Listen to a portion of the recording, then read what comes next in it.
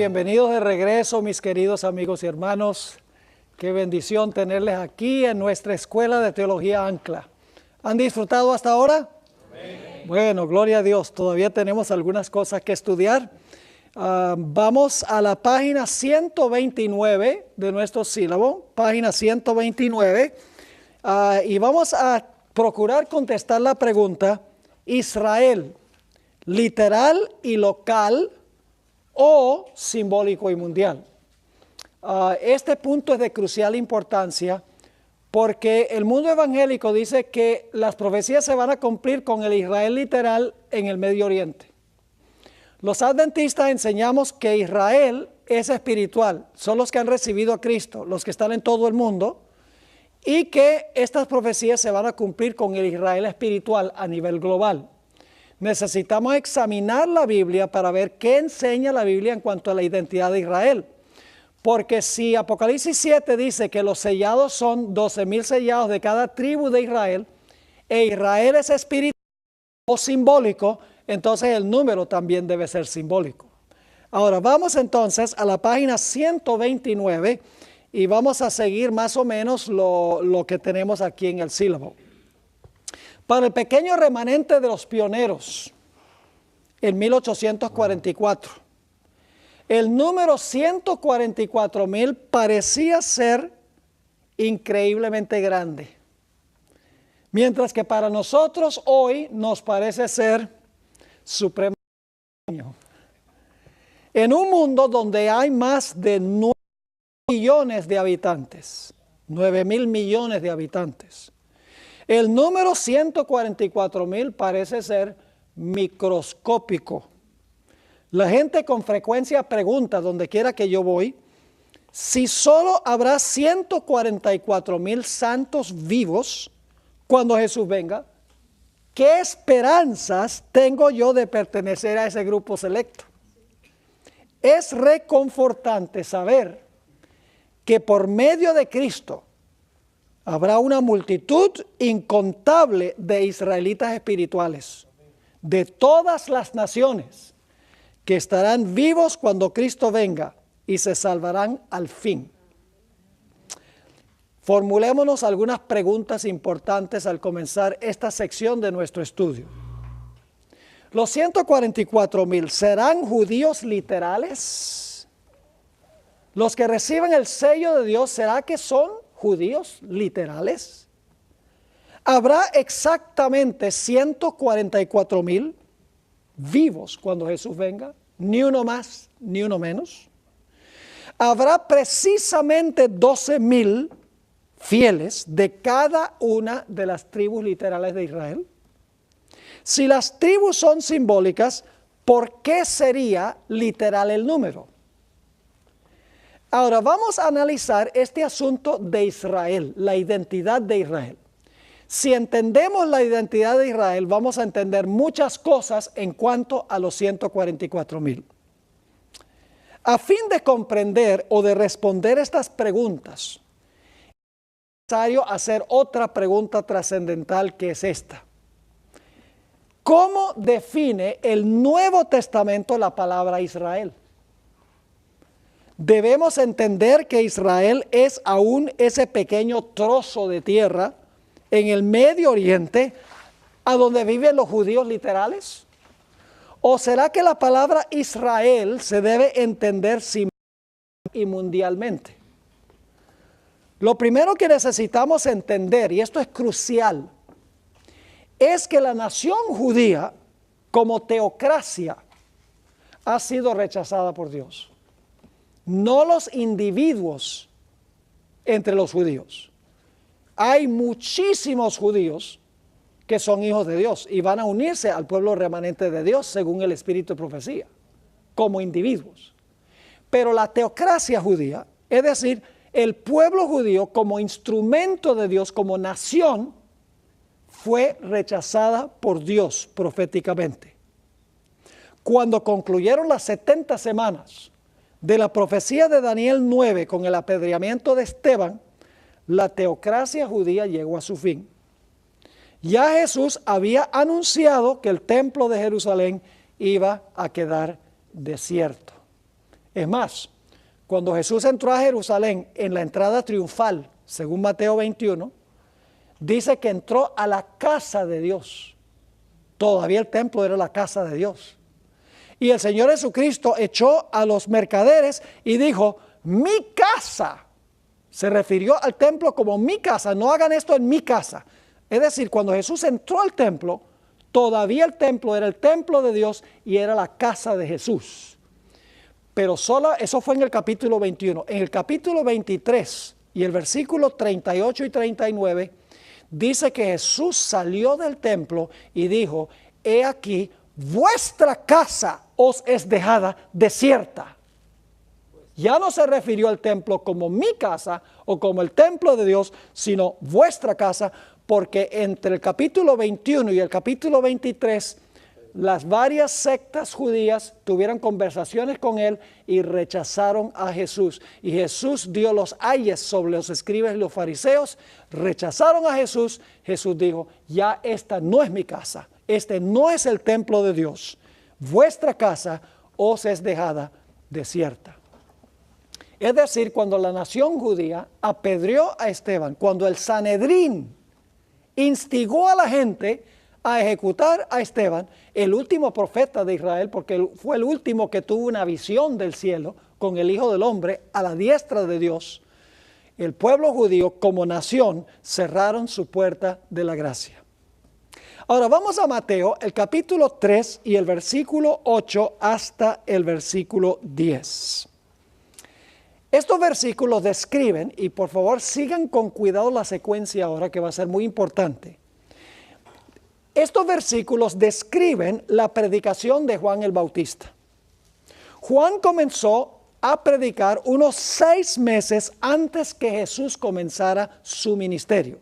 Es decir, Juan comenzó a predicar en el desierto unos 6 meses antes que Jesús comenzara su ministerio público. La misión de Juan era llevar al pueblo de Israel al arrepentimiento y así prepararlos para la primera venida del Señor Jesucristo. Notemos algunos elementos claves del mensaje de Juan. En Mateo 3 y el versículo 8 al 10. Dice allí, haced pues frutos dignos de arrepentimiento. Es decir, arrepiéntanse y produzcan ¿qué? Fruto. Y no penséis decir dentro de vosotros mismos, a Abraham tenemos por padre, porque os digo que Dios puede levantar hijos de Abraham aún de estas piedras. Ahora, Jesús no estaba apuntando a piedras literales.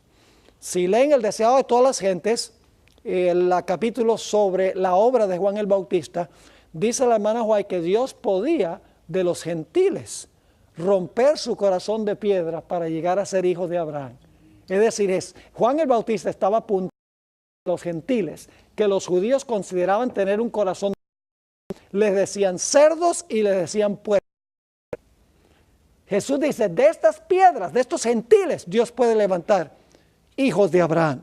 Sigue diciendo, versículo 10, y ya también el hacha está puesta a la raíz de los árboles. Fíjese, se habla de árboles. El hacha se va a poner a la raíz de los árboles. Por tanto, todo árbol, singular, todo árbol que no da buen fruto, es que es cortado y echado en el fuego.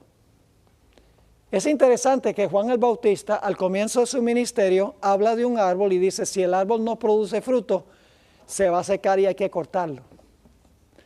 Ahora fíjense, Lucas 13, 1 al 9. Esta parábola que relató Jesús tiene varios de los mismos elementos que vimos en el mensaje de Juan. Según los que han estudiado la cronología del ministerio de Jesús, él contó esta parábola al cumplir 2 años y medio de su ministerio. Es decir, Jesús contó esta parábola ya cuando su ministerio había durado 2 años y medio. Y Juan el Bautista había predicado ¿cuánto tiempo antes de eso? 6 meses. ¿Da cuánto tiempo? 3 años. La cronología es importante. Y uno se pregunta, bueno, ¿será que el árbol judío, los que decían, somos hijos de Abraham, y tiene uno los gentiles, que tienen corazón de piedra, ¿será que ese árbol del cual habló Juan produjo fruto? Uno se pregunta. Jesús relató esta parábola. Dice lo siguiente, en Lucas 13 y el versículo 1. En este mismo tiempo estaban allí algunos que le contaban acerca de los galileos, cuya sangre Pilato había mezclado con los sacrificios de ellos. Respondiendo Jesús les dijo, ¿pensáis que estos galileos, porque padecieron tales cosas, eran más pecadores que todos los galileos? Os digo, no, antes si no os ¿qué? ¿Esa palabra la usó Juan el Bautista? Sí. Si no os arrepentís, ¿todos qué? Todos pereceréis igualmente. O aquellos 18, sobre los cuales cayó la torre de Siloé y los mató. ¿Pensáis que eran más culpables que todos los hombres que habitan en Jerusalén? Os digo, no.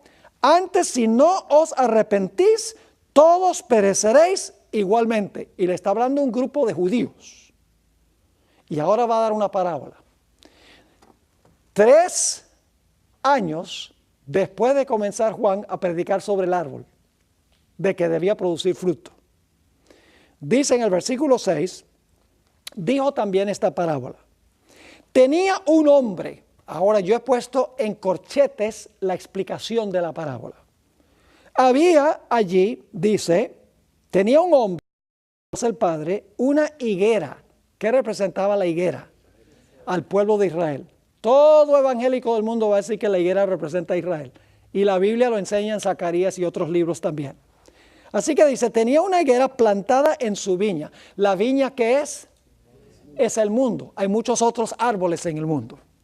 Porque no era solamente un árbol. Este era un árbol peculiar en medio de muchos otros árboles. Sigue diciendo. Y vino a buscar fruto. En ese árbol viene a buscar fruto. En ella y no lo halló. ¿Había producido fruto el árbol del cual habló Juan? 3 años después no había producido. Versículo 7. Y dijo al viñador, ¿quién es el viñador? El que cuidaba la viña. Jesús. Dijo al viñador, he aquí hace 3 años, ahí está el dato cronológico. He aquí hace 3 años que vengo a buscar fruto en esta higuera. Juan dijo, si no produce fruto, lo cortamos y lo echamos en el fuego. Y aquí pasan 3 años y el árbol está pelado. Perdonen la expresión. No halló fruto. Y por lo tanto, ¿qué dice? Córtala. ¿Juan había dicho eso? ¿Juan había dicho que si no producía fruto se debía cortar? Sí. Este es el mismo árbol del cual habló Juan. El árbol judío, la higuera. Y luego dice, ¿para qué inutiliza también la tierra? Pero el viñero amaba a ese árbol. Y ahora fíjense qué interesante. Él entonces respondiendo le dijo, Señor, déjala todavía este año. 1 año más. ¿Cuánto tiempo faltaba del ministerio de Jesús cuando Jesús contó esta parábola? 1 año, porque ya llevaba 2 años y medio. Qué interesante la cronología. Dice, Señor, déjala todavía este año, hasta que yo cabe alrededor de ella y la abone. Le voy a dedicar atención especial a este árbol. Y si diere fruto bien, y si no, la cortará después. Y la parábola termina y uno termina en suspenso. Y uno se pregunta, ¿será que el árbol produjo fruto, sí o no? ¿Será que el árbol produjo fruto o será que no produjo fruto? ¿Será que el árbol se cortó o no se cortó? Cuando termina la parábola, uno queda en el aire, en suspenso. Pero 1 año más tarde uno se encuentra con el arbolito otra vez. Mateo 21 y el versículo 17 al 19. El Señor Jesucristo, en la última semana de su vida, en la tierra antes de su muerte, ve en la lejanía una higuera, la misma higuera de la... Y le dice a sus discípulos, oye, yo tengo hambre, vamos a leerlo. Mateo 21, 17. Por la mañana, volviendo a la ciudad, tuvo hambre.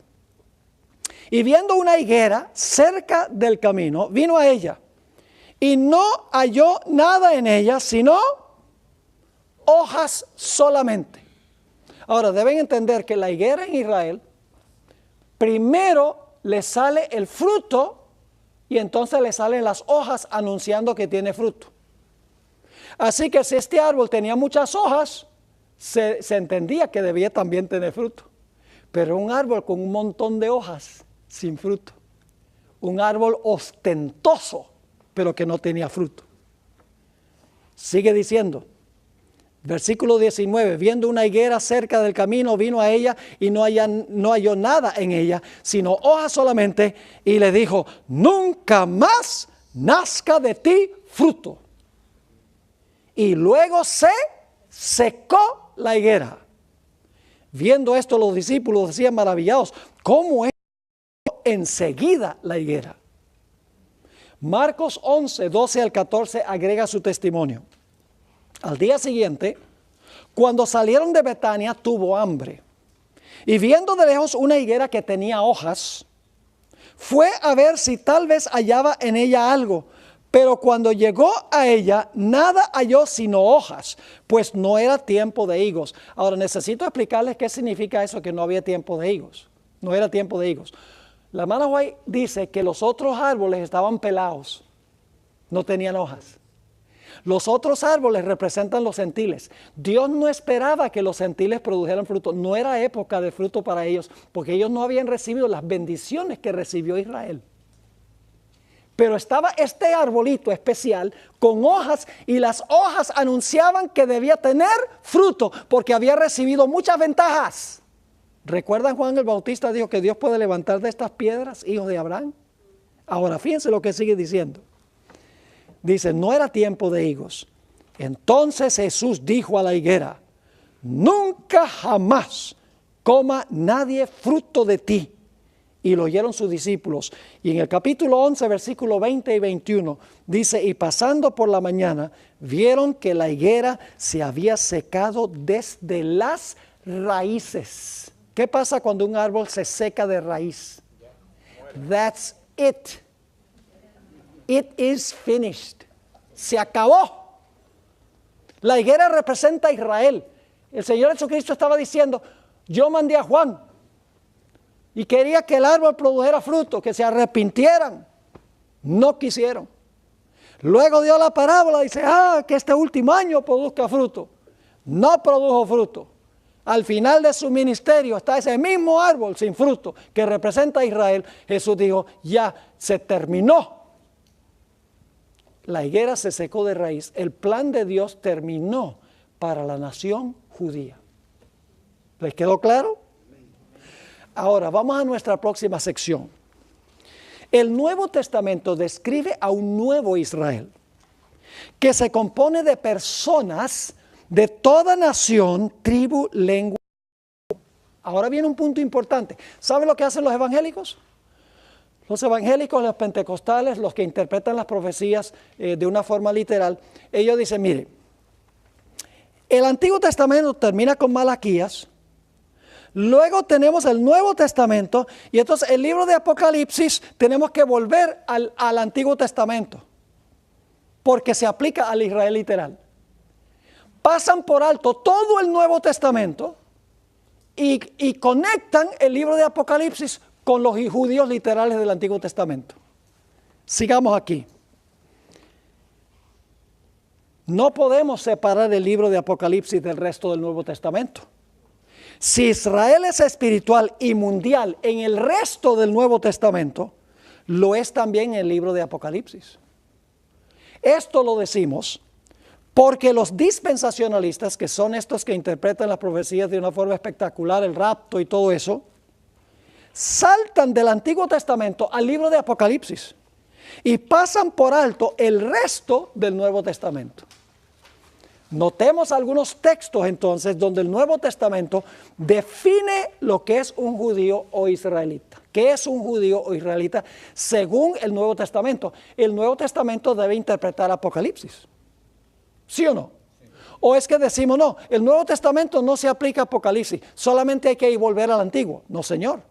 No se puede pasar por alto todo el Nuevo Testamento. Si el Nuevo Testamento identifica quién es Israel, eso se aplica a Apocalipsis, porque Apocalipsis es parte del Nuevo Testamento. Gálatas 6 y el versículo 16.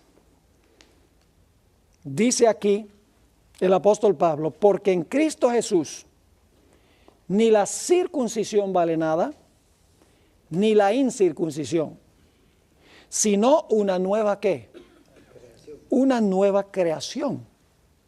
¿Qué es lo que vale? ¿Circuncisión? ¿No circuncisión? No. Una nueva creación. Ahora, ¿qué es eso de la nueva creación? En 2 Corintios 5, 17 dice, ¿qué cosa? Que todos los que están en Cristo, nueva criatura son. Entonces yo pregunto, ¿qué es circuncisión hoy? ¿Es la circuncisión de la carne, la circuncisión literal? No, es tener una relación con Jesús. Así que dice, porque en Cristo Jesús ni la circuncisión vale nada, ni la incircuncisión, sino una nueva creación. Y a todos los que anden conforme a esta regla, que son de la nueva creación, dice, paz y misericordia sea a ellos y al Israel de Dios. Es decir, el que se une a Cristo Jesús es, ¿qué cosa? El Israel de Dios. Vamos a capítulo 2 y el versículo 28 y 29. ¿Saben ustedes que hay judíos que no son judíos? ¿Cómo? ¿Un judío que no es judío? Sí. Vamos a leer Romanos 2, 28 y 29. Pues no es judío el que lo es exteriormente. Es decir, un judío no es judío porque se circuncidó o porque tiene ciertos rasgos físicos característicos o porque es de apellido Goldberg o Goldstein. No.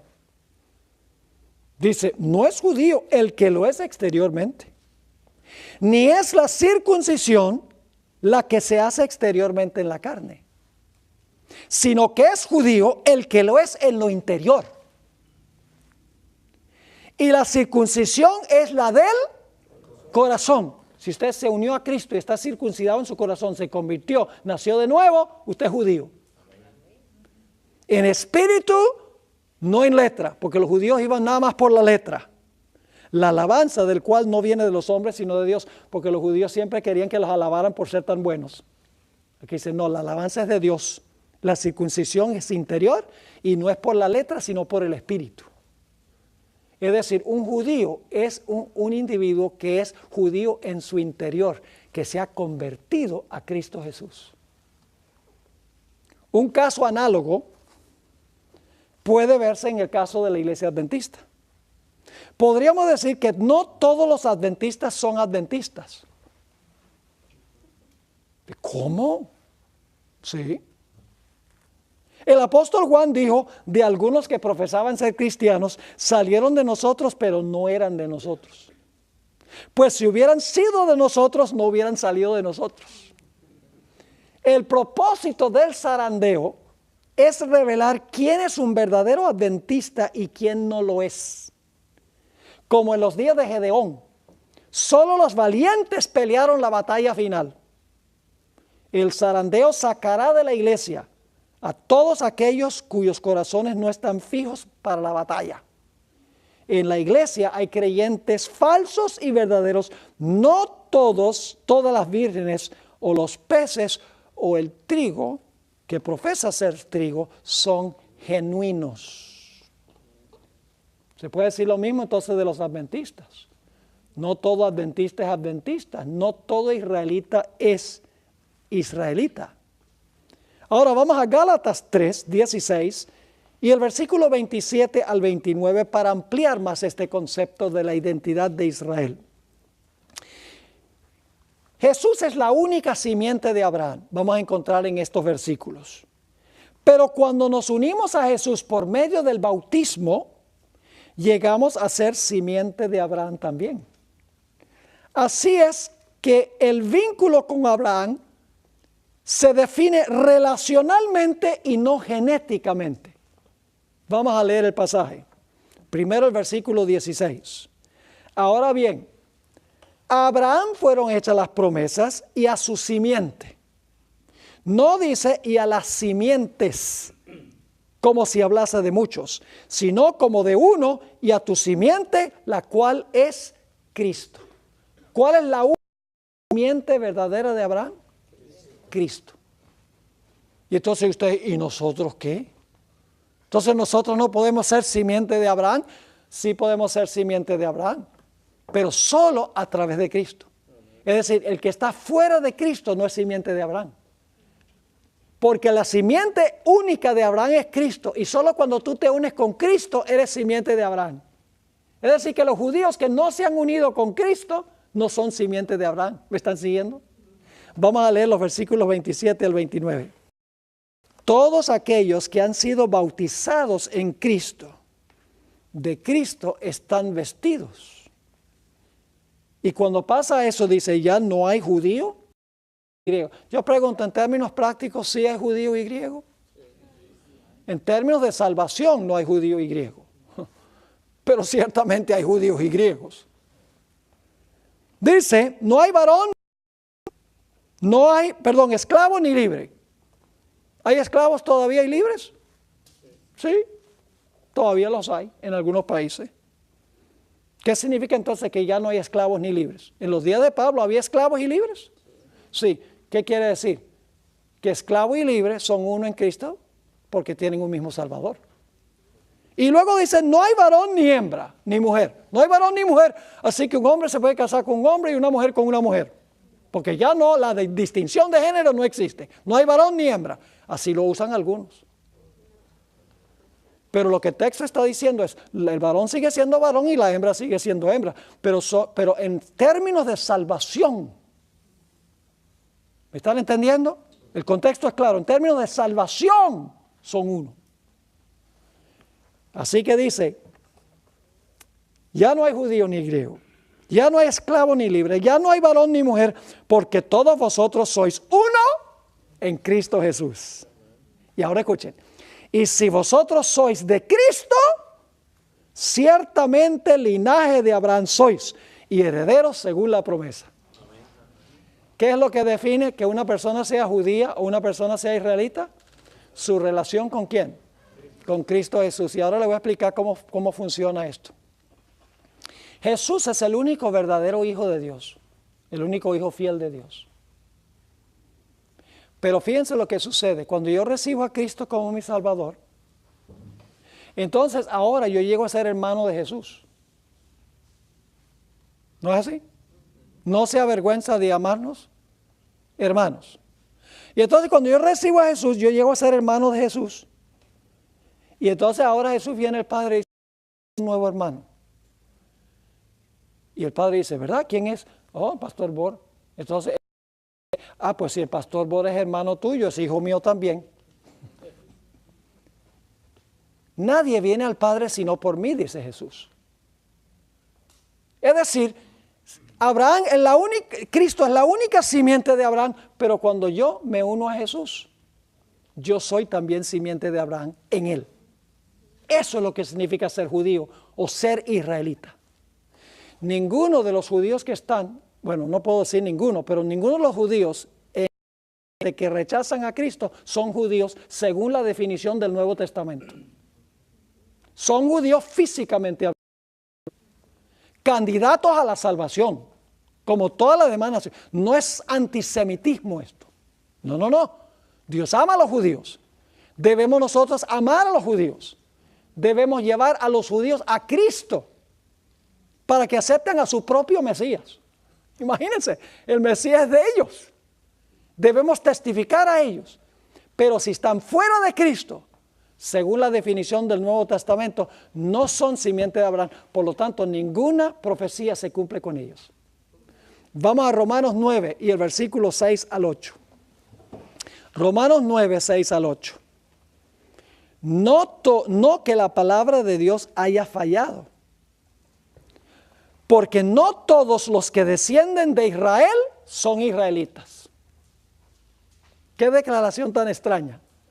No todos los que descienden de Israel son israelitas, ni por ser descendientes de Abraham son. Los judíos literales allá en Israel son hijos de Abraham, pero según esta definición no son hijos de Abraham. ¿Por qué razón? Porque Abraham dice, Abraham vio mi día y se gozó. Y los que están ahí ahora en Israel dicen, no quieren nada que ver con el Mesías. Entonces no son hijos de Abraham en su actitud en recibir al Mesías. Así que dice, ni por ser descendientes de Abraham son todos hijos, sino en Isaac te será llamada descendencia, porque el Mesías viene de Isaac. Esto es, no los que son hijos según la carne son hijos de Dios, sino los que son hijos según la promesa, es decir, la promesa del Mesías, son contados como descendientes. Tenemos también la historia de Natanael. Se encuentra en Juan 1 y el versículo 47 al 49. Quiero que noten cómo identificó Jesús a Natanael. Dice allí, cuando Jesús vio a Natanael que se le acercaba, dijo de él, escuchen, he aquí un verdadero israelita en quien no hay engaño. Ahí hay que conectar con los 144,000. Porque dice que en su boca no hay engaño. No hay engaño. Y dice que es un verdadero israelita. Si hay verdadero israelita, también hay falsos. Ahora, ¿qué es lo que lo hizo un verdadero israelita? Sigamos leyendo. Le dijo Natanael, ¿de dónde me conoces? Respondió Jesús y le dijo, antes que Felipe te llamara, cuando estabas debajo de la higuera, te vi. Imagínate, un verdadero israelita sentado debajo del árbol que representa a Israel. Respondió Natanael y dijo, Rabí, tú eres el Hijo de Dios, tú eres el Rey de Israel. ¿Qué es lo que hizo que Natanael fuera un verdadero israelita? Que reconoció y aceptó al Mesías. Juan 8, otra evidencia más. Aquí el Señor Jesucristo está en conversación con un grupo de judíos. Dice, y voy a leer el pasaje un poco largo, pero quiero que noten los detalles. Dice Jesús a ese grupo de judíos, sé que sois hijos de Abraham, pero procuráis matarme, porque mi palabra no haya cabida en vosotros. Yo hablo de lo que he visto acerca del Padre y vosotros hacéis lo que habéis oído cerca de vuestro Padre. Ellos no saben para dónde va todavía Jesús con esto. Respondieron y le dijeron, nuestro Padre es Abraham.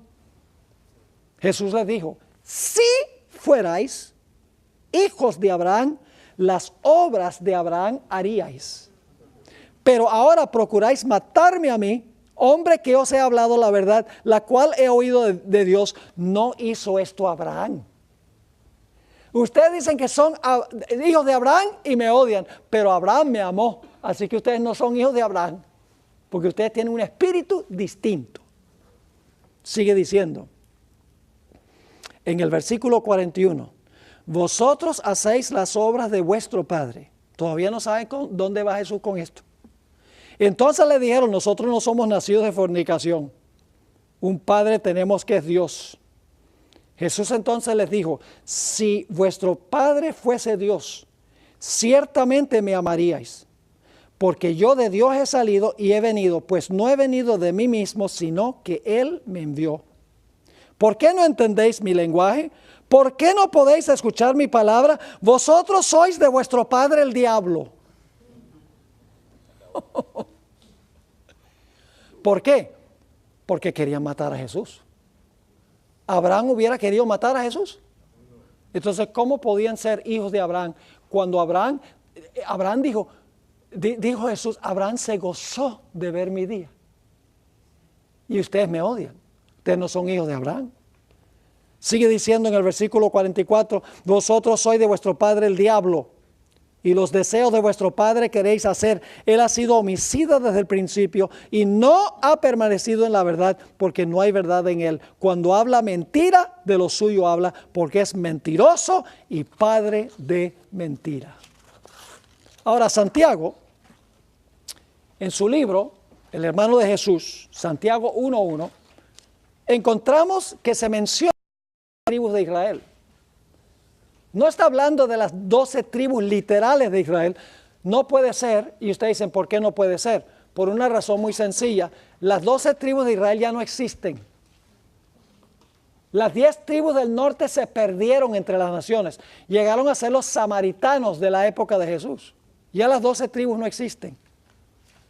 Así que Santiago dice, Santiago, siervo de Dios y del Señor Jesucristo, a las 12 tribus que están en la dispersión. Salud. ¿Quiénes son las 12 tribus que están en la dispersión? ¿Solamente judíos literales? No, porque el resto del Nuevo Testamento define quiénes son los judíos. Las 12 tribus son simbólicas, no son literales. Gálatas 3 y el versículo 7. Solo los que tienen fe en Cristo son hijos de Abraham.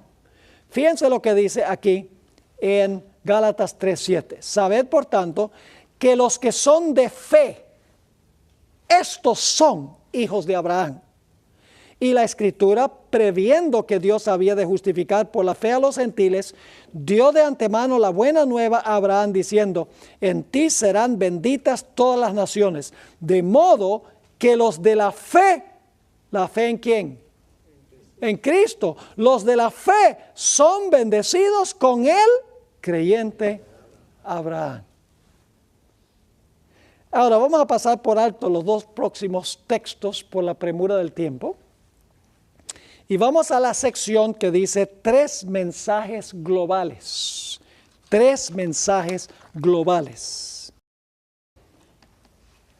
Vamos a encontrar que los mensajes de los 3 ángeles son mensajes para todo el mundo. Israel es global.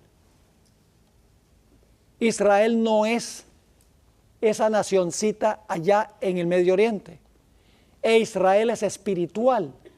No son aquellos que de sangre y carne de Abraham. Vamos a ver esto. El primer ángel manda a los habitantes de toda nación, tribu, lengua y pueblo a adorar al Creador. ¿Es un mensaje qué? Global. ¿Están de acuerdo que el mensaje del primer ángel es para todo el mundo? ¿Es global? Los que adoran al Creador reciben el sello de Dios. ¿Correcto?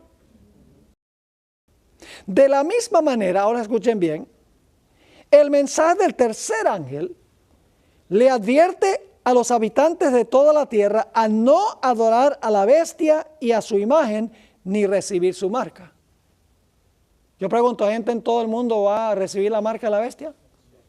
Entonces, ¿el mensaje del tercer ángel también es global? Sí, pero solamente lo van a recibir los judíos. La marca, los judíos apóstatas son los únicos. Y el sello de Dios solamente los judíos literales. No. Siendo este el caso, el sello de Dios y la marca de la bestia no lo reciben los judíos literales en Israel, sino los habitantes de toda nacionalidad en todo el mundo. ¿Está claro el punto? Ahora escuchen bien.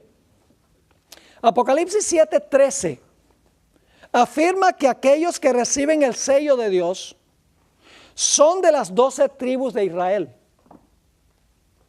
Pero Elena White, en repetidos lugares, afirma que el sello de Dios le será dado a personas de toda nación, tribu, lengua y pueblo. ¿Están captando el punto? Según Apocalipsis, ¿quiénes reciben el sello de Dios? 12,000 sellados de cada una de las tribus de Israel. Elena White dice que el sello de Dios lo van a recibir personas de toda nación, tribu, lengua y pueblo. Entonces, no pueden ser judíos literales. ¿Me están entendiendo el punto? No pueden ser. Porque si el sello de Dios lo van a recibir personas de todas las diferentes naciones, Pero el sello se le da a las 12 tribus de Israel. Entonces las 12 tribus de Israel tienen que ser personas de todas las naciones. No pueden ser judíos literales. Seguimos. Gente de toda nación, tribu, lengua y pueblo recibirá también la marca de la bestia. Porque el mensaje del tercer ángel le advierte al mundo entero que no reciba la marca de la bestia. Si los que reciben el sello de Dios y la marca de la bestia son de toda nación, no pueden ser judíos literales de las 12 tribus de Israel. Los únicos dos lugares a donde aparece la idéntica expresión nación, tribu, lengua y pueblo es Apocalipsis 14:6 y el 7:9, a donde se describe la gran muchedumbre que nadie podía contar de toda nación, tribu, lengua y pueblo. ¿Está claro ese punto?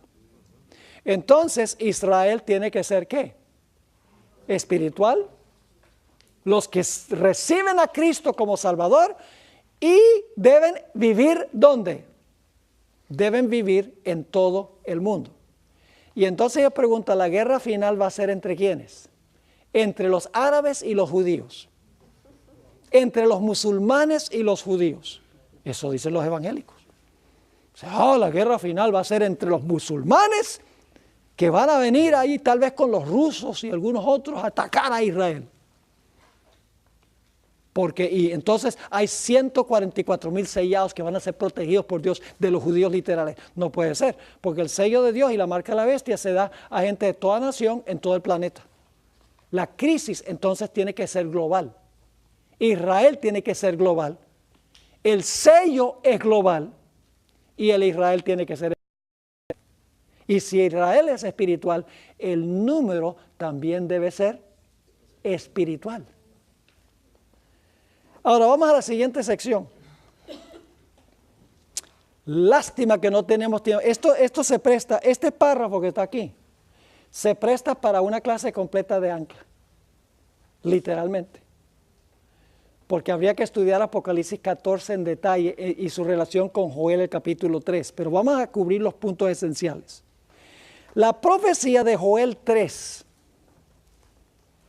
en cuanto al lagar, se globaliza en Apocalipsis 14. Ahora escuchen, les voy a explicar cómo es el asunto. En el libro de Joel, el capítulo 3, habla de todas las naciones que vienen al valle de Josafat y se reúnen afuera de Jerusalén, en el valle de Josafat, para atacar a Jerusalén. Y se habla de donde ellos están, se le llama el lagar. Es decir, estas naciones que van a atacar a Israel están en el lagar. Y van a atacar a Jerusalén porque el valle de Josafat quedaba fuera de Jerusalén. En el Antiguo Testamento es algo local. Es un valle literal, el valle de Josafat y el Jerusalén literal. Pero cuando uno va a Apocalipsis, el capítulo 14, lo que es local y literal se globaliza. Porque se ve a Jesús sentado sobre un trono con una hoz aguda en la mano y va a cosechar la mies, no de Israel, la mies en todo el mundo. Y el lagar está también ¿dónde? El lagar, las uvas también son globales. Dice la tierra, dice cosecha la tierra.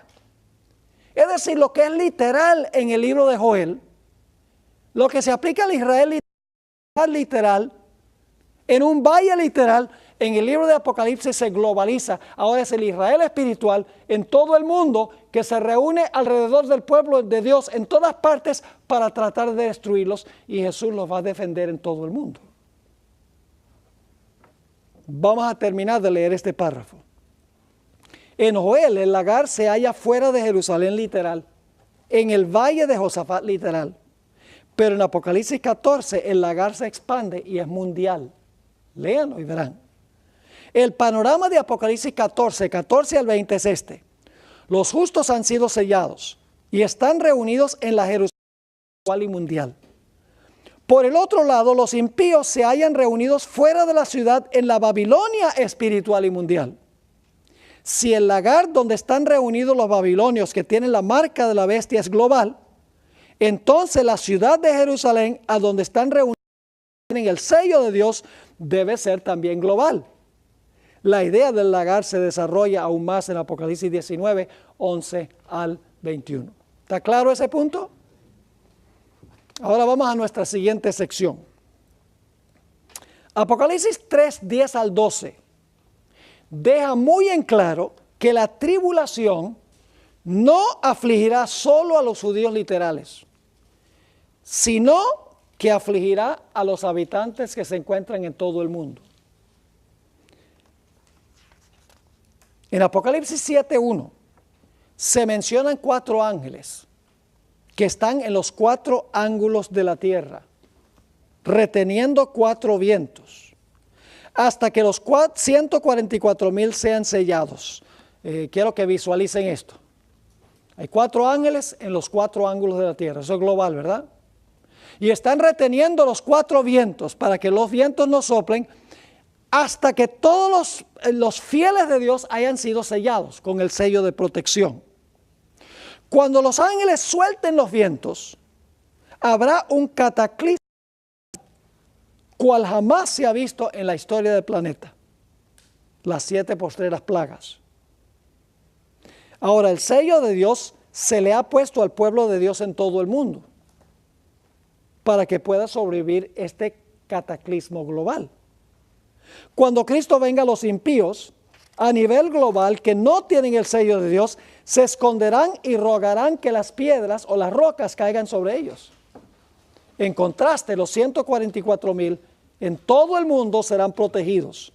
Si el cataclismo es global, entonces los sellados necesitan ser protegidos ¿cómo? Globalmente. No es complicado. Ahora, el siguiente párrafo es muy significativo. Fíjense esto. Los 144,000 son los escogidos de Dios, que pasarán por la gran tribulación final. Si la tribulación no fuera acortada, no quedaría ninguna carne viva, pero por causa de los escogidos será cortada. ¿Han leído en Mateo 24? Donde la peor tribulación en la historia. Si esos días no son acortados, no quedaría nadie vivo. Ahora escuchen.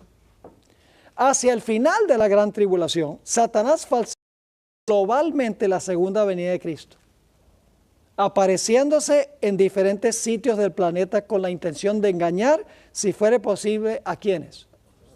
A los mismos escogidos. ¿Dónde están los escogidos en ese tiempo? ¿En Israel? ¿Satanás va a falsificar la segunda venida en todas partes del mundo? Entonces, ¿Israel dónde está? En todo el mundo.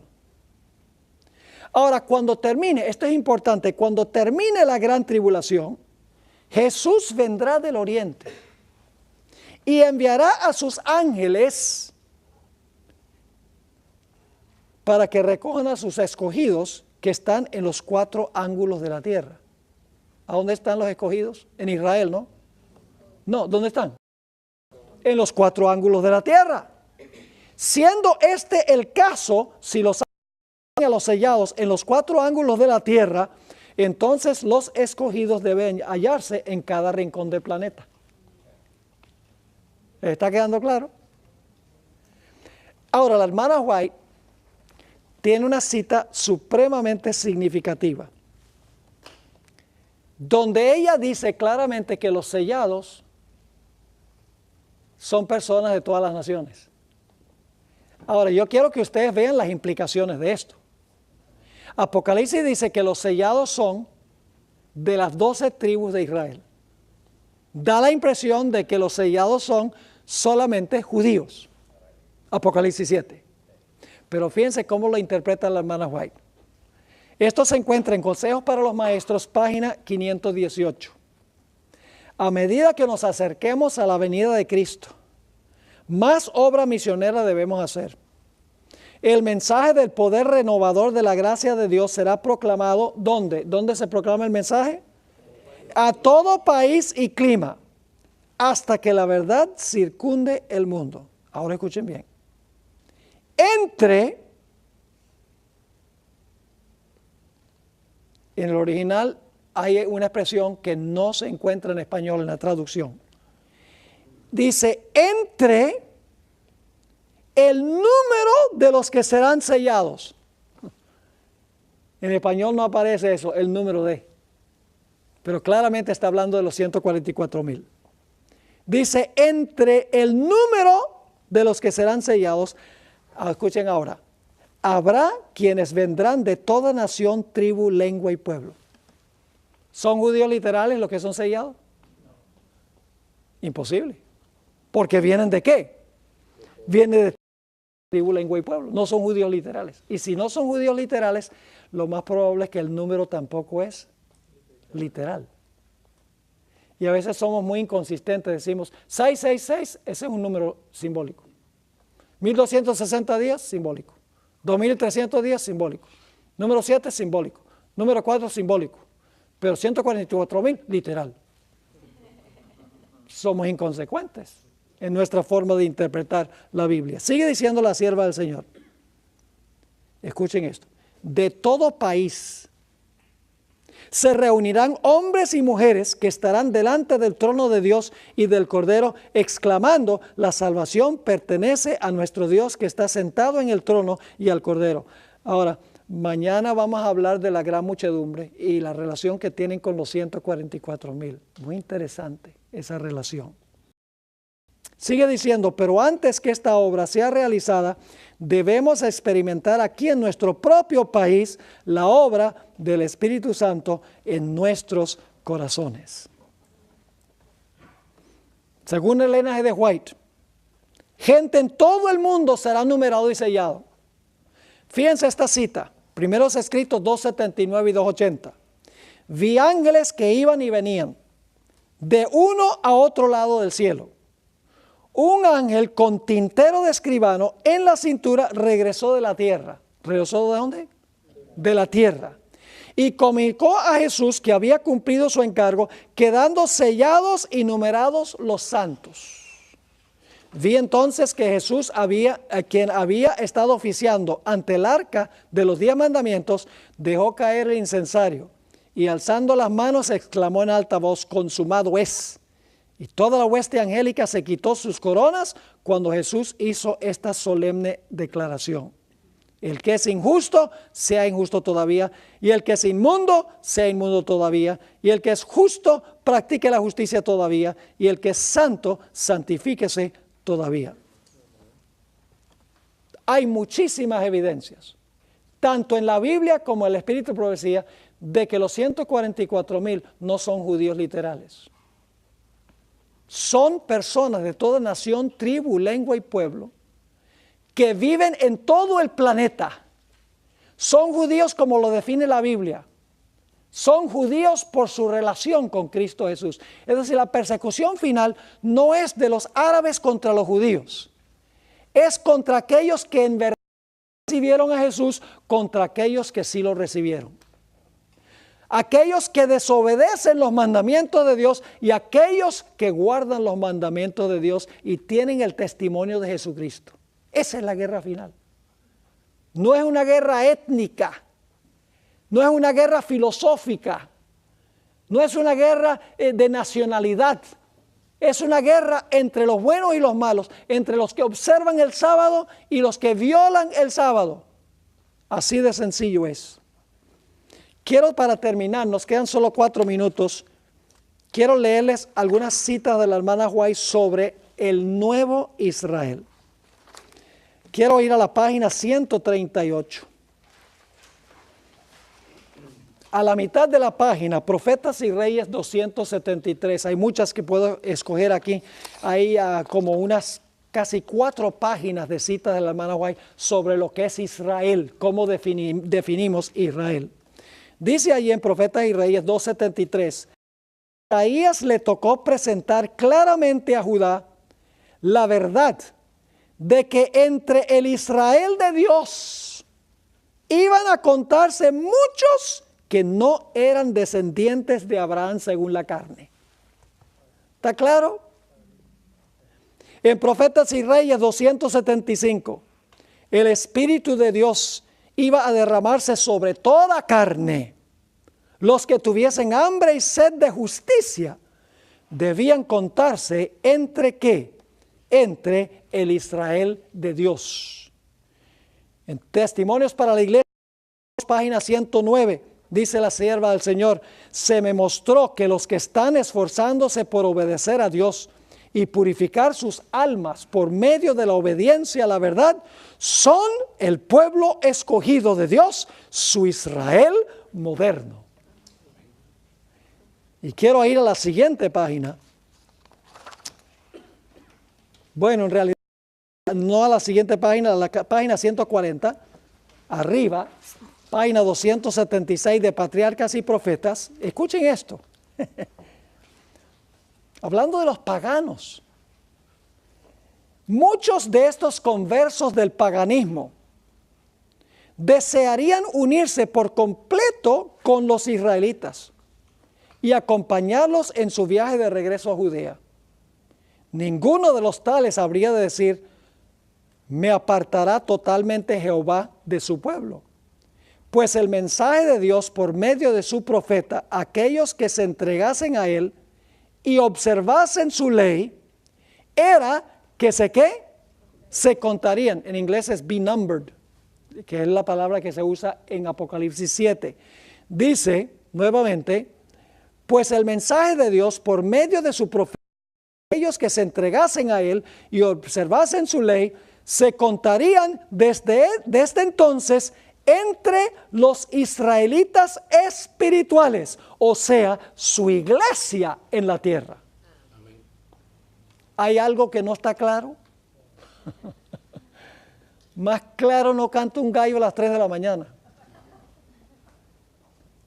Entonces yo pregunto, ya para terminar, ¿qué es Israel?